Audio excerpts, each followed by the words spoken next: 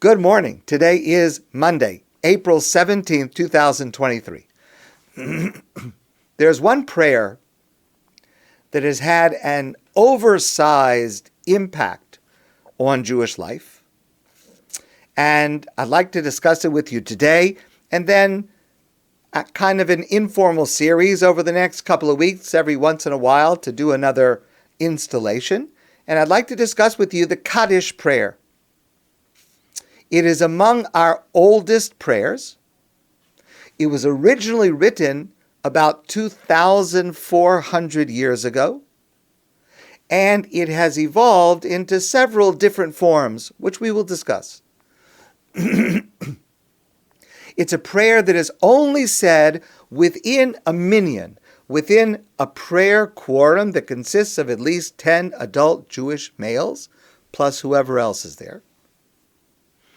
And it is one of those prayers, excuse me, that marks the evolution from private prayer, which has always existed within the Jewish people, among the Jewish people, the transition from that to public prayer, which gained prominence after the destruction of the Beis HaMikdash, the Holy Temple in Jerusalem, when prayer took over as a substitute for the offerings and sacrifices.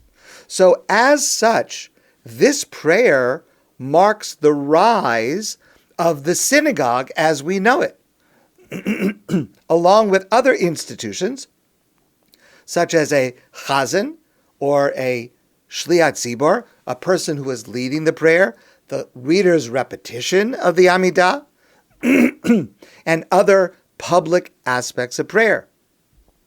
So let's start now with the original prayer, the way it was originally written and intended.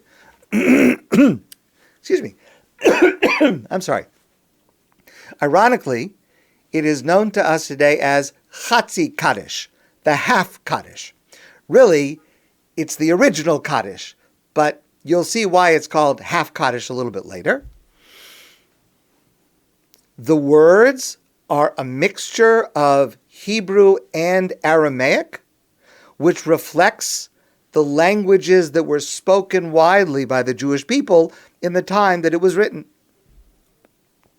And it begins with the famous words, Yiskadal v'yiskadash shmei Rabbah, that we see the greatness and the holiness of God's name. It is a prayer praising the greatness and holiness of God's name. Now, the structure of this prayer, in all of its different forms, which you're going to see in a few minutes, the structure is the same. It is one person who is saying the Kaddish, and that person is calling to the congregation to respond with the middle line, Yehei Shmei Rabbah Mevarach La'olam U'Lamea Maya. It should be that God's name should be glorified and magnified for all eternity. So it is the congregation responding to that call that is the significance of this prayer, which is why it only makes sense to say it within the context of a minyan, because if you're not speaking to a congregation, you're saying to them, let's all respond with this line, Yesh Me Rabbah. If you're by yourself, if you're not within a congregation, the words simply just don't make sense. And it's incredible that the Talmud indicates that this is perhaps God's favorite prayer. The Talmud says in Masechta Brachos, B'shah sheYisrael nichnasin lebate knesios, at the moment that Jewish people enter a synagogue, v'onin, and they answer Yehei Shmei Rabbah. The Talmud uses the words Yehei Shmei Hagadol, slightly different version, but the same idea, Yehei Shmei Rabbah. When Jewish people respond to the leader and they saying Kaddish, and that we all answer Yehei Shmei Rabbah, HaKadosh Baruch Hu Menanea Rosho, God, as if to say, shakes his head in wonderment and says, Ashrei HaMelech, Shemekalsenoso bebeso kach. Fortunate is the king who is praised this way in the king's house. That's what we're doing. We're in the synagogue, the Beis HaKnesses, the shul. We're in God's house. And we are praising God by saying, Yehei Shmei Rabbah. And God takes notice. And God, so to speak, enjoys and benefits from the fact that we are all saying these words together. The person who is saying Kaddish says it standing with their feet together. Now, I have mentioned before, whenever in prayer we stand with our feet together, so we do this when we say the Amida, we do this when we recite Kedusha in the reader's repetition of the Amida, when we say Kaddish. The reason that we are standing with our feet together is because there's a passage in the Navi Yechezkel, Ezekiel, the prophet, who describes a malach, an angel, as having regel yeshara, a single leg. Human beings have two legs with which we can walk. A malach, an angel, has one leg. When we stand together, when we stand with our feet together, the idea of it is we are trying to resemble angels. When we say the Kaddish, just like when we say the Amidah, when we say Kedusha, which is the prayer about holiness, we, the person saying it, we're like a malach. We're like an angel. We are no longer in this world. We are transported to another realm in God's direct presence. And I'm going to return to this idea a little bit later. As I said, the Kaddish is meant to be said by the Chazan or the Shliach Tzibur, the person who is leading the service. And the Kaddish originally was meant to serve to demarcate the different sections of the prayer service. So we have a section called Psuki de Zimra, praise paragraphs of Psalms. And then comes the part where we say Baruch Hu, and that has the Shema. To demarcate between the two parts, we say Kaddish. The form we say is what we know of as the Chatzi Kaddish, but that's the original Kaddish. As time went on, this Kaddish prayer developed into several different forms or versions for use at different times. So, for example, there is what is known as Kaddish Sholem, the full Kaddish. Now that's the Kaddish prayer that adds a line at the end, Oseh Shalom Bimromav, God who makes heaven, peace in heaven above, may you make peace below on this earth. And that Kaddish is always the last prayer that we say in every prayer service. Because we have a general rule that we always end every prayer and every prayer service with a prayer for peace. So it ends with Oseh Shalom B'Ramav. That's the end of the service. Just like our Amidah ends with that same line. We take 3 steps back, Oseh Shalom B'Ramav. We end the Amidah prayer again with the request, the prayer for peace. But that's the Kaddish Shalem, the full Kaddish, meaning that includes the prayer for peace at the end. There's another version called Kaddish Tiskabel. And this is a version of the Kaddish that we say after the Amidah. So after the Amidah, we've all prayed this prayer. So we say Kaddish to demark the end of that section, and we're going to go on to whatever is the next section, maybe the Torah reading, maybe something else. And that Kaddish includes a line, Tiskabel tziloson uvoson d'chol beis Yisrael. God, please accept the prayers of every one of your people Israel. We just all finished praying a prayer.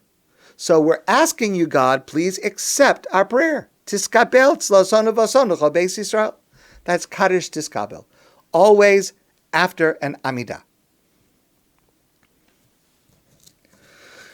There's another version of the Kaddish which is called Kaddish de Rabbanan, the rabbi's Kaddish. And this is the same Kaddish, but it adds an extra paragraph that starts with the words, Al Yisrael v'al Rabbanan, concerning Israel and its teachers.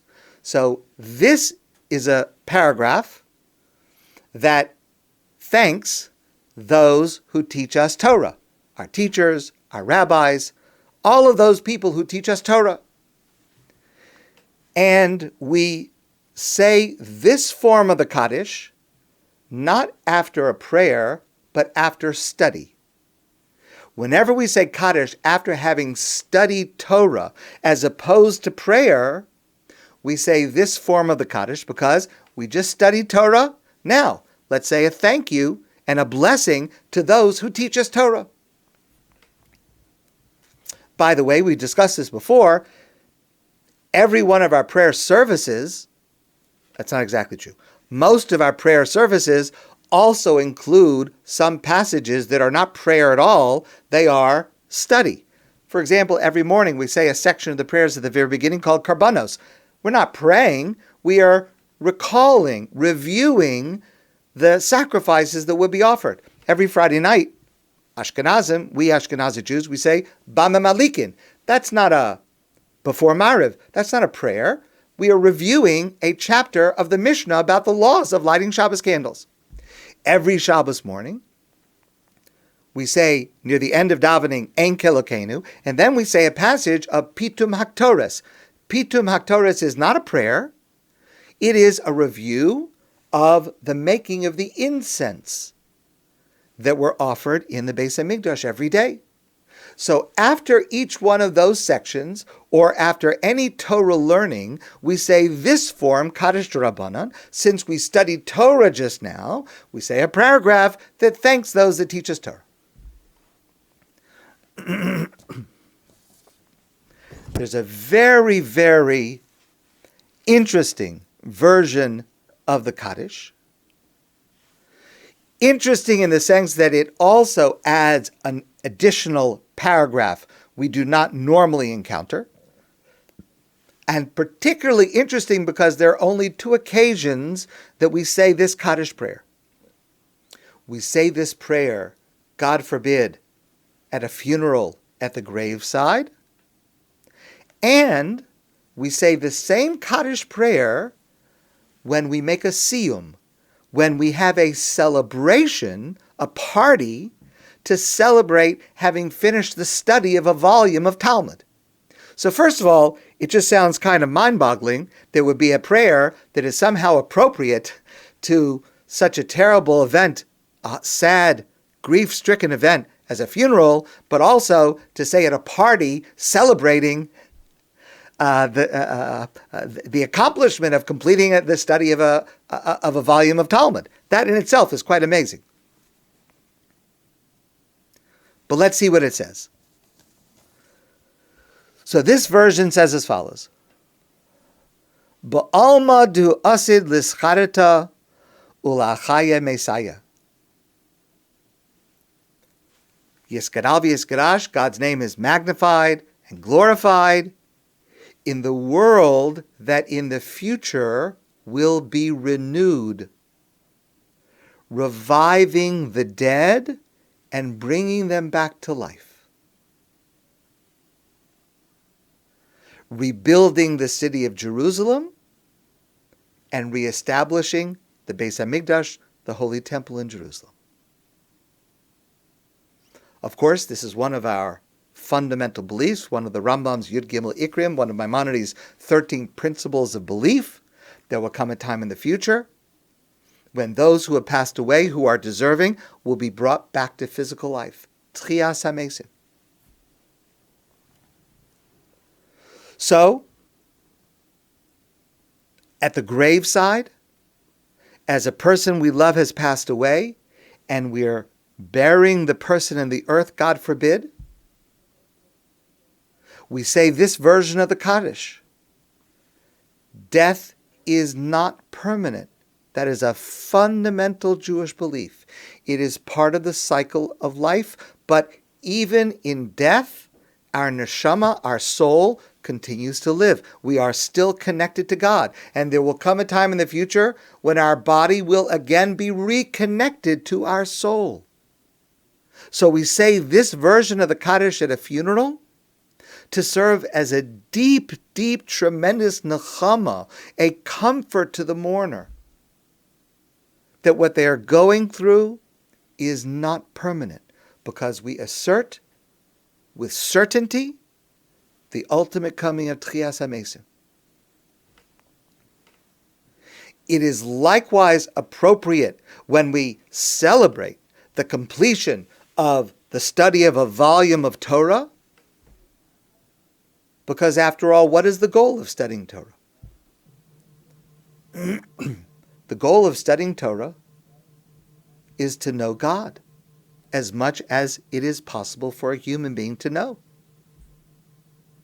The goal of studying Torah is through our knowledge of God to help and to hope bring about the redemption of the Jewish people and the Messianic era and the obliteration of idolatry, and for the entire world to come to a realization of serving one God. So the same words asserting the same faith are applicable and appropriate in two very, very disparate settings. And so that form of the Kaddish is said at the graveside. Likewise, it is said at a siyum.